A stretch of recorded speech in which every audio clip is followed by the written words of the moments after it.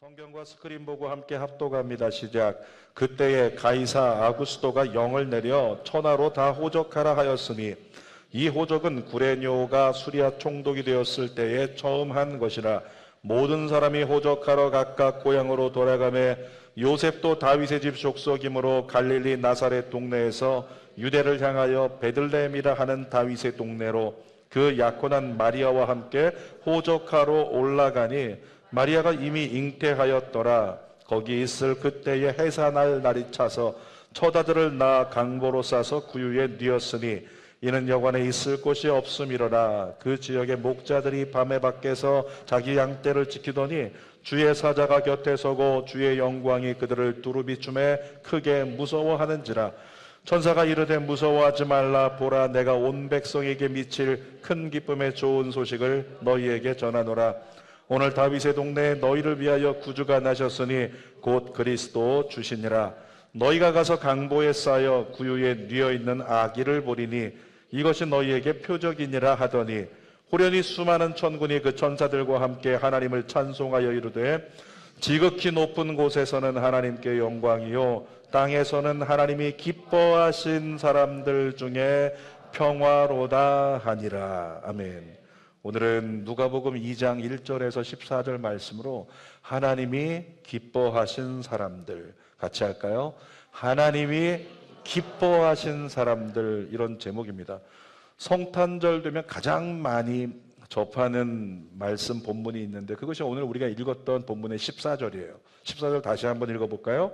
지극히 높은 곳에서는 하나님께 영광이요 땅에서는 하나님이 기뻐하신 사람들 중에 평화로다. 이 땅에 있는 사람들에게 평화가 임하는데 누구에게? 하나님이 기뻐하신 사람들. 여러분, 예수님의 성탄의 은혜가 모든 사람들에게 주어졌으면 좋겠는데요, 모든 사람에게 열렸지만 모든 사람들이 성탄의 은혜를 입지는 못했다는 거예요. 하나님이 택하시고 주목하신 사람들을요, 본문 14절로 보면 뭐라고 써 있냐면 하나님이 기뻐하시는 사람들. 다시 말하면 성탄의 기쁨은 하나님이 기뻐하신 사람들만이 누릴 수 있는 특권이 된다, 이 이야기를 하고 있어요. 역사가 누구 중심으로 흘러갈까요? 본문을 가지고 얘기하면요, 하나님이 기뻐하신 사람들 중심으로 역사가 흘러가고 있습니다. 그리고 중요한 것은 하나님이 기뻐하신 사람들 중에 바로 여러분이 있고 제가 있습니다. 그것이 우리에게는 은혜인 거죠. 오늘 세 가지를 나눌 텐데 첫 번째로 하나님이 지목하신 사람들이 있다는 걸 본문에서 보게 됩니다. 크리스마스 시즌이 되면요, 세상은 축제의 장으로 바뀌어요. 가게마다 트리 걸어놓고 가게마다 이벤트 한다 그러고 또 여기저기에 아름답게 꾸며진 것, 또 선물도 나누고 카드도 나누는 그런 분위기로 크리스마스 축제 분위기가 세상에 가득하다는 거죠. 그러니까 다시 말하면 이 시즌 되면 모두가 의도치 않게 그냥 가만히 있어도 무언가 좀 기뻐지는 시즌, 그것이 이때가 되는 것 같아요. 여러분, 그런데 대부분은 예수님의 탄생과는 무관한 세상적 즐거움에 빠져 있는 거지 예수님의 탄생의 기쁨, 그것을 세상이 누리지는 않는다는 거죠. 사실 성탄의 진정한 기쁨은 하나님이 특별히 지목하신 사람들에게 주어지는 특별 선물입니다. 그것이 성탄절의 기쁨이에요. 14절 다시 한번 읽어볼게요.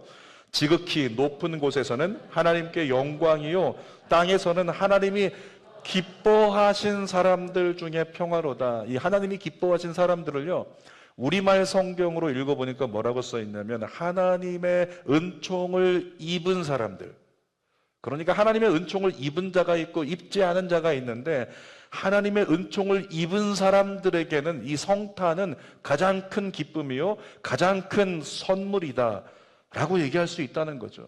하나님께서 그들을 중심에 두시고 역사를 이루어 가셨고요, 또 그 역사를 기록한 것이 성경이에요.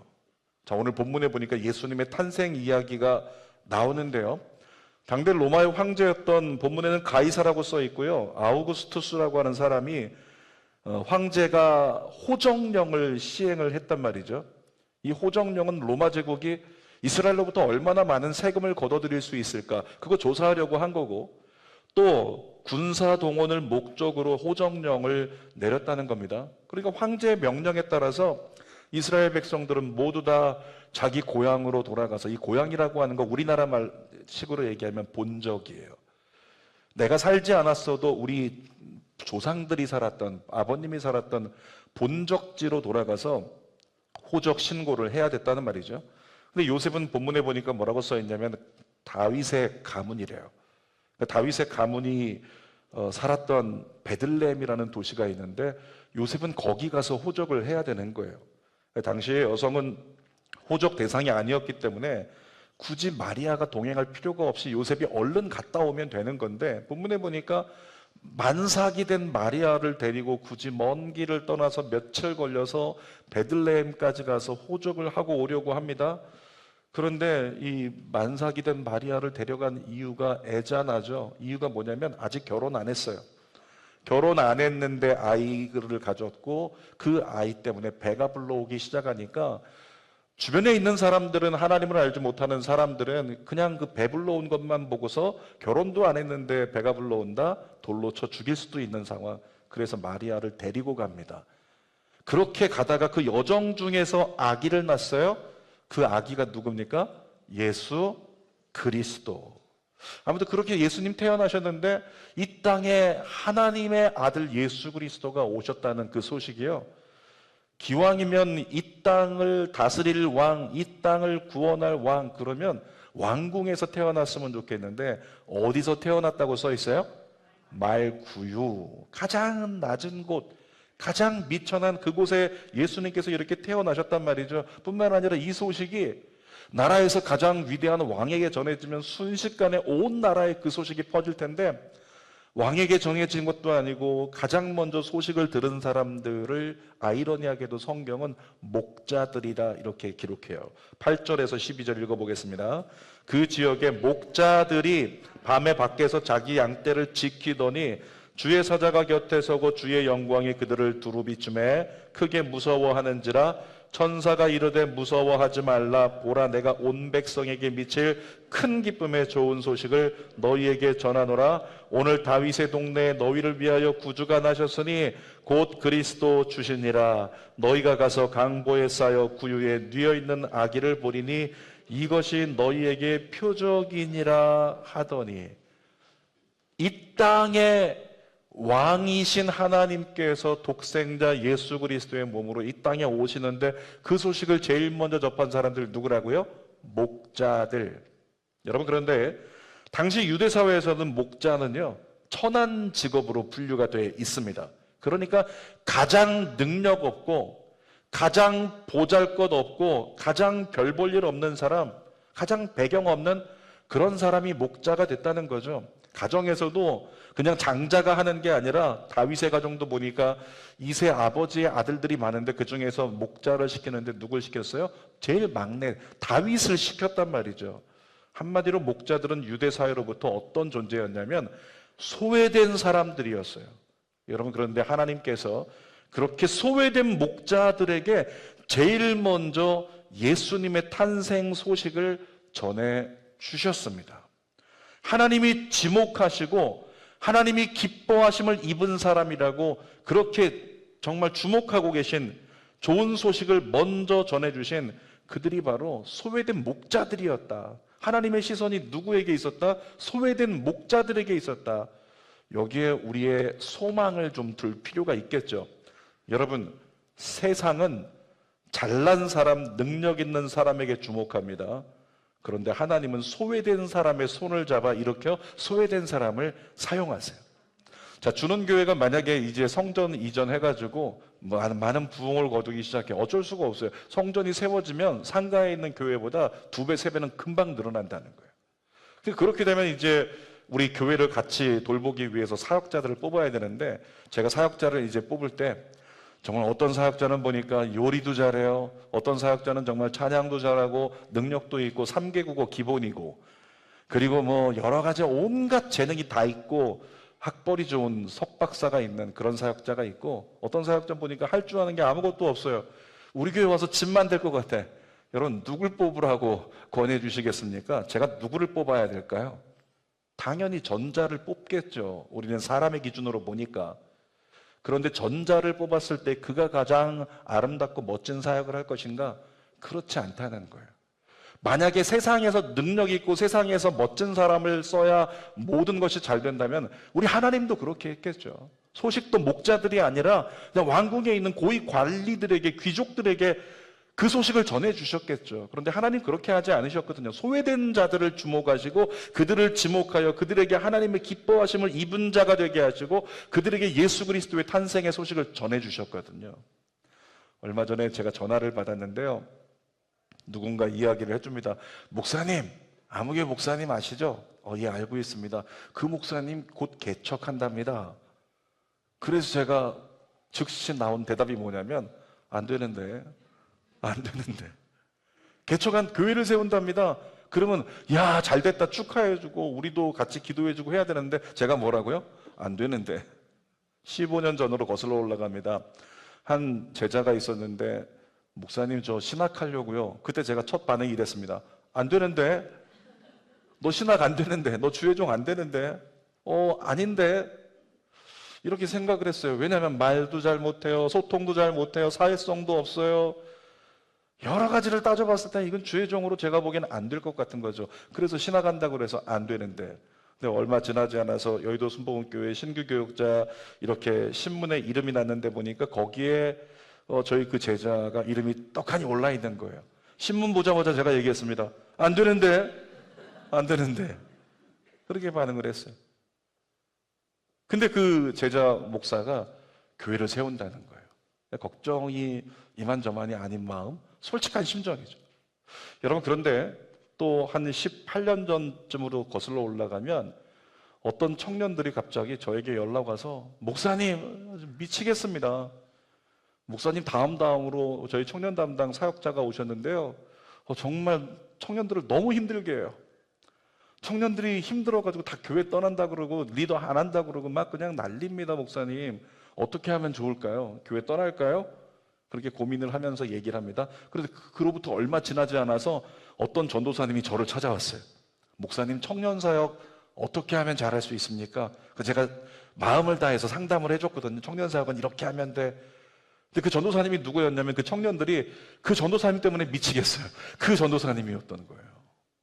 그러니까 그냥 보아도 이 전도사님은 사역을 하는 게 그냥 교회를 망치는 거예요. 사역을 하면 공동체를 흩어놓을 것 같고, 사역을 하는 만큼 뭔가 하나님 나라에 도움이 안 되는. 그러니까 늘 그 사람은 아니야. 그 사람은 저 바깥으로 치부해버리는 소외군에 속했던 종이었다는 거죠. 그런데 어느 날 제가 이곳에 교회 세우고 나서 얼마 지나지 않아서 그 목사님이 저를 찾아왔어요. 목사님, 제가 교회를 세우려고 합니다. 제가 속으로 반응했습니다. 뭐라고 했을까요? 안 되는데. 왜냐하면 청년들을 그렇게 힘들게 했고, 그렇게 관계가 안 됐고, 사회성이 없고 막 이랬던 목사님이 말주변도 없는데 교회를 세운다고 하니 안 된다는 생각이 들죠.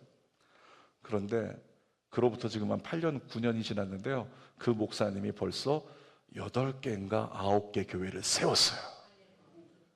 모든 사람이 저분은 안 된다, 저분이 하면 다 망친다, 저분은 정말 목회자로 봤을 땐 저 사이드에 놓아야 될 그런 사람이다 싶은데, 그분을 통해서 하나님께서 은혜를 부어주시는데, 소외된 영혼들을 케어하고 소외된 영혼들에게 마음을 쏟으면서 그것에 감동을 받은 일반 청년들이 몰려들어서 교회를 세우는데 벌써 8개 이상의 교회가 세워졌고, 저희 주보에 그 교회 이름이 있어요. 화평교회라고, 유재중 목사님이라고. 그 목사님이 그렇게 아름다운 사역을 이루어 갔다는 거죠.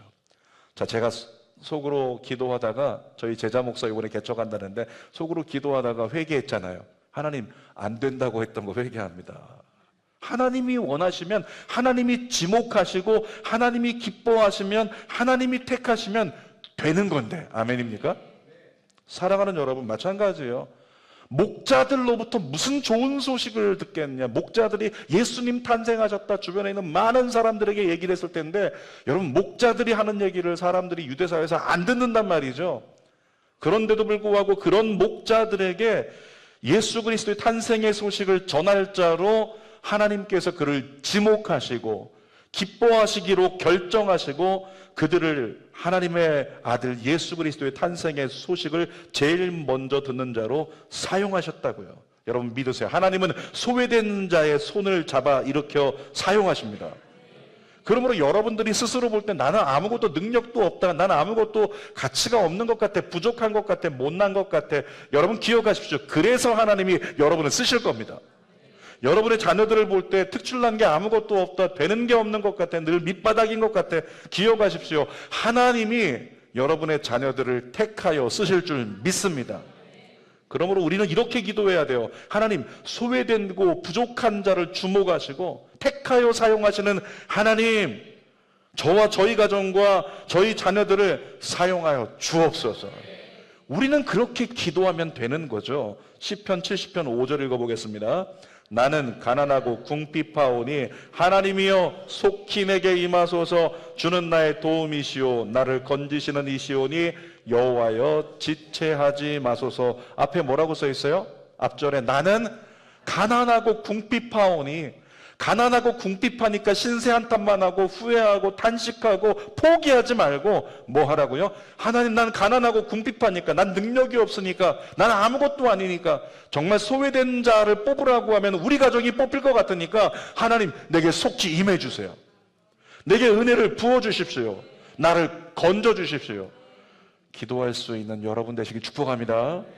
자, 두 번째로 보니까 큰 기쁨의 좋은 소식을 가진 사람들에 대해서 이야기합니다. 10절 중반절 읽어보겠습니다.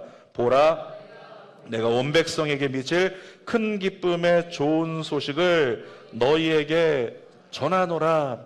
여러분, 하나님은 예수님의 탄생을 전할 자로 택하신 목자들에게요 주신 소식이 있는데 어떤 소식이래요?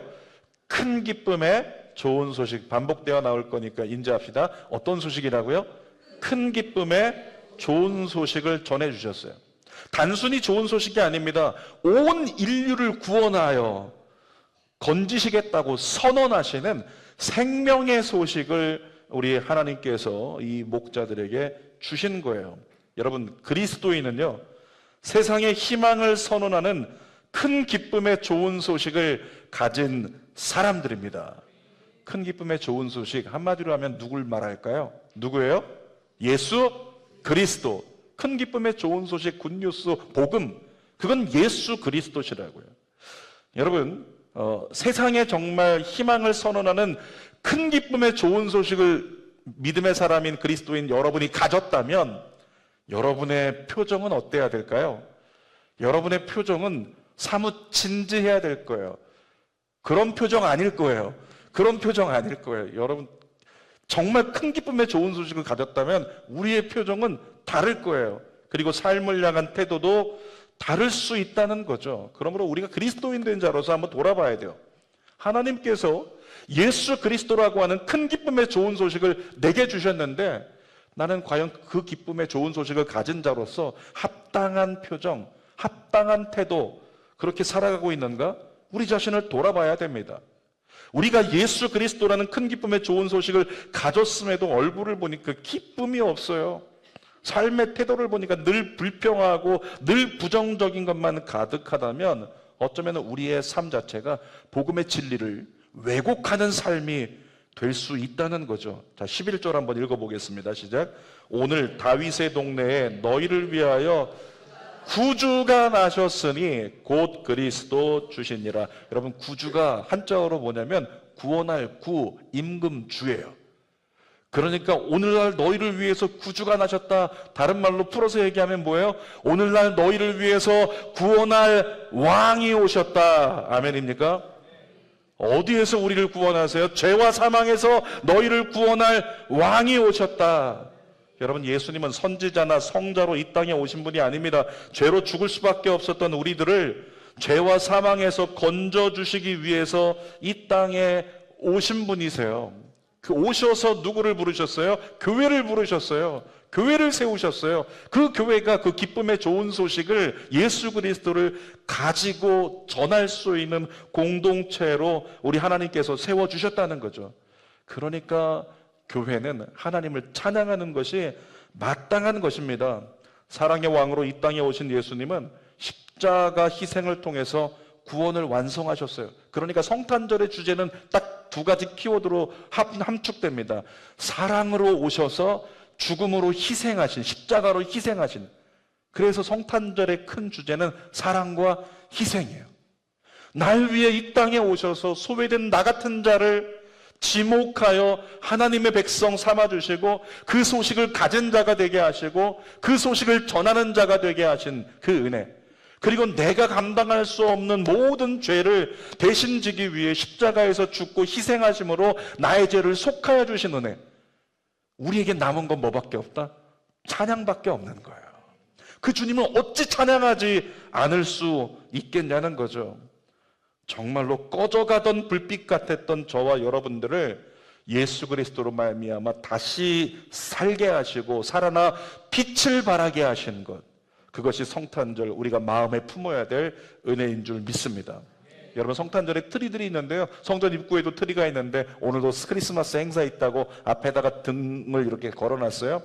이 등 불을 끄면 크기가 얼마나인 줄 아십니까? 그냥 쌀알만 해요. 좀 큼직한 쌀알만 하다는 거죠. 쌀알만한 게 뭘 하겠어요? 근데 여러분, 불을 다 꺼진 곳에 이 쌀알만한 등 하나에 빛이 딱 들어오면 그 빛 때문에 누군가는 살려낼 수 있는 빛이 될 수 있다는 거죠. 저는 이렇게 얘기합니다. 은혜 안에서 꺼져가던 저와 여러분들을 다시 살아나서 우리 하나님은 세상에 빛이 되게 하셨다. 성탄 트리를 볼 때요, 사진 찍는 것만 즐기지 말고 가까이 가서 트리에 있는 빛을 보세요. 그 빛을 보시고 묵상하세요.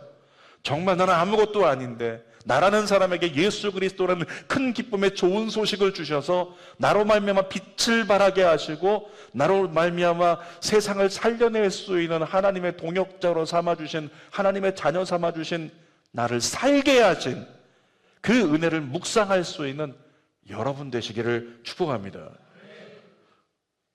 세 번째로, 평화를 누리는 사람들에 대해서 우리가 나누기를 원하는데, 여러분, 예수님의 탄생은 온 세상에는 영광과 동시에 평화를 가져왔어요. 14절 읽어보겠습니다. 지극히 높은 곳에서는 하나님께 영광이요 땅에서는 하나님이 기뻐하시는 사람들 중에 평화로다. 예수님의 탄생은 먼저 하나님께 영광이 되셨대요. 이 구절을 다시 한번 읽어볼 텐데요, 하나님께 영광이요 할 때는 저를 따라서 영광이요 이렇게 하시고요, 땅에 평화로다 할 때는 평화로다 한번 해보겠습니다. 연습 없이 가겠습니다. 다시 읽겠습니다. 시작. 지극히 높은 곳에서는 하나님께 영광이요 땅에서는 하나님이 기뻐하시는 사람들 중에 평화로다. 인색하게 이렇게 하지 말고 저 퍼뜨려서 다 가지세요. 이것, 이 진리, 이 기쁨. 다시 한번.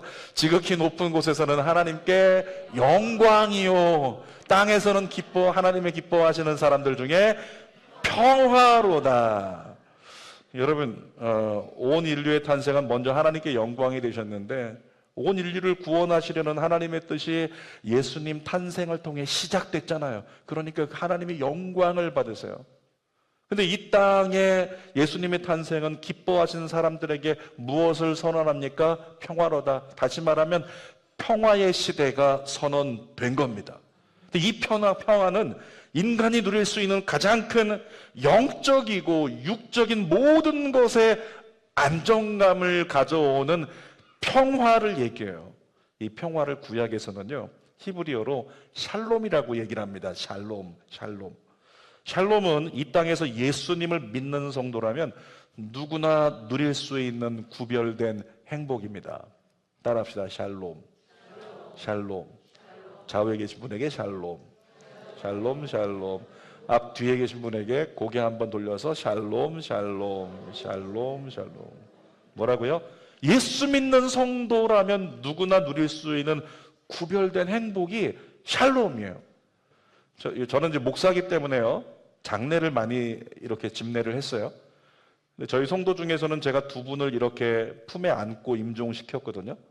근데 임종하실 때, 목사님 하나님 절 받아주시겠죠? 하나님 절 사랑하시겠죠? 집사님 하나님이 사랑하십니다. 곧 만나실 거예요. 그러면서 눈을 감을 때 하나님 이야기하고 하나님 찬양하면서 숨이 끊어지는데, 그 순간에 얼굴빛이요 마치 남자분인데 화장한 것처럼 뽀예요. 또 하루 냉동고에 들어갔다가 나와서 입관하는 성도의 장례를 진행을 하는데 끝까지 주님을 찬양했어요. 마지막 호흡, 마지막 인지가 떨어지기 전까지 하나님 찬양하고 하나님 믿는다고 의지한다고 고백하다 천국 가신 분, 입관을 하면서 마지막 그 얼굴을 인사하려고 하는데 그 얼굴이 정말 그냥 뽀얀 거예요. 화장을 아직 그렇게 해놓은 것 같지도 않은데 얼굴이 뽀얗고 얼굴이 화나는 거죠. 여러분, 이유가 무엇일까요? 저는 이렇게 선포합니다. 샬롬 때문이라고요.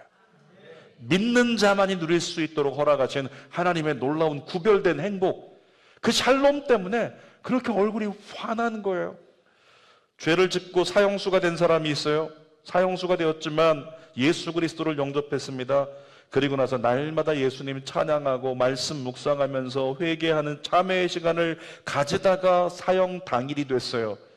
이 사형 집행을 하려고 하는데 마지막으로 할 말이 있는가? 찬송 한 곡만 부를게요. 그리고 찬송을 부르는데요. 찬송 부르면서 막 질질 울면서 고통스러워하고 아파하는 그런 사형수가 없다는 거죠. 그런 사형수는 찬양을 못 불러요. 찬양을 부르고 세상을 떠나겠다고 하는 사형수들은요, 여유가 있어요. 얼굴이 환해요. 근거가 무엇일까요? 두 글자 뭐라고요? 샬롬. 샬롬 때문인 거예요. 얼마 전에 한 가정에 재정적으로 큰 위기가 다가왔습니다. 그런데 여전히 평안한 모습을 볼 수가 있어서 감사합니다. 기도 중에 하나님이 도우실 거란 생각이 드니까 마음이 괜찮아졌대요. 자, 뭐라고요? 기도했대요. 기도했더니 하나님이 도우실 거라는 마음이 들었대요. 마음이 어떻게 됐대요? 평안해졌대요. 마음이 어떻게 된 거예요? 샬롬이 누려진 거죠. 여러분, 어려움을 당할 수 있지만 그 어려움에 묻히지 않고 그 어려움 중에 주님 바라보고 주님을 찬양하고 주님을 의지할 수 있는 것, 샬롬의 은혜입니다. 따라합시다. 나도 샬롬. 주변에 너도 샬롬. 에블바디. 우리 모두 샬롬. 우리 모두 샬롬. 다시 우리 모두 샬롬. 아멘입니까? 세상이 언제 죽게 돌아오게 되는지 아세요? 여러분이 광야를 살아가는데, 힘들고 어렵고 죽겠는 광야를 살아가는데 그 광야 중에 여러분이 묻히지 않고 눌리지 않고 그 광야 중에서 여러분이 샬롬을 누리면 그로 말미암아 세상은 여러분의 발걸음을 따라 죽게로 나오게 된다는 거예요. 여러분이 무슨 일을 만나도 예수님을 의지함으로, 예수님 의지했더니 기도했더니 마음이 괜찮아졌다, 샬롬을 누릴 때요, 복음 전도가 일어난다는 거예요. 주는교회 성도들의 표정과 태도에서, 그리고 입술의 고백에서 샬롬이 넘치기를 주님의 이름으로 축복합니다. 그 샬롬을 누리는 사람이 부르는 찬송가가 있는데 찬송가 543장이 그 샬롬이 누려질 때 나오는 찬송이에요. 우리 같이 한번 1절 불러볼까요? 어려운 일 당할 때 나의 믿음 적으나 의지하는 내 주를 더욱 의지합니다. 세월 지나갈수록 의지할 것뿐. 샬롬을 생각하고 무슨 일을 당해도 예수 의지합니다. 여러분의 삶이 되길 축복합니다. 샬롬을 누리는 자가 부를 수 있는 찬양이에요. 여러분, 샬롬은 아무나 누릴 수 있는 것이 아닙니다. 샬롬은 하나님이 기뻐하신 사람들이라고 지목하신 사람들만 누릴 수 있는 은혜입니다. 샬롬은 하나님의 특별 은총을 입은 자들만이 누릴 수 있다는 거죠. 절대 인간의 노력으로 세상의 조건이 풍족하다고 누려지는 게 샬롬이 아니라는 거죠. 오직 하나님의 기쁘신 뜻을 따라서 택함받은 그리스도인 된 여러분만이 누릴 수 있는 특권, 샬롬임을 믿으시기를 축복합니다. 그래서 그 샬롬을 누릴 수 있는 특권이 우리 안에 있으니 그래서 교회는요, 성탄절에 내가 이 샬롬을 누릴 수 있도록 하늘엔 영광, 땅에는 평화, 샬롬을 베풀기 위해 오셔서 그것을 완성하신 예수 그리스도이시기에, 그 예수 그리스도를 의지하기만 하면 그 평화가 내게 누려지기에, 우리가 성탄절이 되면 뭐 한다고요? 하나님께 잔치하고 하나님 찬양하고 찬미의 예물을 드리면서, 그래서 주님을 높여 드리는 거죠. 나같이 못난 자를 지목하시고 은총 베풀어 주시고 샬롬하게 하시는 애, 어찌 찬양하지 않을 수 있을까? 저기 결론입니다. 제목이 뭐였습니까? 하나님이 기뻐하신 사람들, 바로 여러분입니다. 예수 믿는 여러분입니다. 하나님이 여러분을 기뻐하시기로 지목하셨습니다. 여러분은 큰 기쁨의 좋은 소식을 가진 구원받은 하나님의 자녀요, 하나님의 백성들입니다. 그 은혜 안에서 샬롬을 온전히 누리십시오. 그리고 평화를 허락하신 우리 하나님을 더욱 찬양하며 살아갈 수 있는 우리 모두가 되시기를 주님의 이름으로 축복합니다. 기도하겠습니다. 거룩한 아버지 하나님, 믿습니다. 의지합니다. 우리같이 못난 것, 부족한 것, 그렇게 소외된 목자들처럼 세상이 알아주지 않는 나라는 인생, 그런데 하나님께서 지목하시고 기뻐하신 자로 여겨주시고 택하여 주시고, 나에게 정말 큰 기쁨의 좋은 소식을 주시고, 그 좋은 소식으로 말미암아, 예수 그리스도로 말미암아 평화를 누리게 하시는 하나님의 은혜, 주님 너무너무 감사합니다. 그를 위해서 이 땅에 오신 예수님 찬양합니다. 찬미합니다. 나를 위해서 이 땅에 오시고 십자가에서 몸 찢고 피 흘려 우리를 구원할 왕이 되신 예수님 찬양합니다. 그동안 찬양이 멈췄던 거 용서하여 주옵소서. 감사가 멈췄던 거 용서하여 주옵소서. 그리스도인에게 합당한 건 찬양입니다. 우리 하나님 마음껏 찬양하고 더 높여드리며 우리 성탄을 맞이하고 남은 2024년 한 해를 찬양으로 마무리할 수 있도록 은혜 베풀어 주시옵소서. 예수님의 이름으로 기도드립니다. 아멘. 우리 말씀 생각하면서요, 두 손을 가슴에 대고 우리 찬양 부르고 기도합시다. 샬롬 샬롬 샬롬 샬롬 샬롬 샬롬 샬롬. 내니 두려워 말아라. 나의 아들 나의 딸아.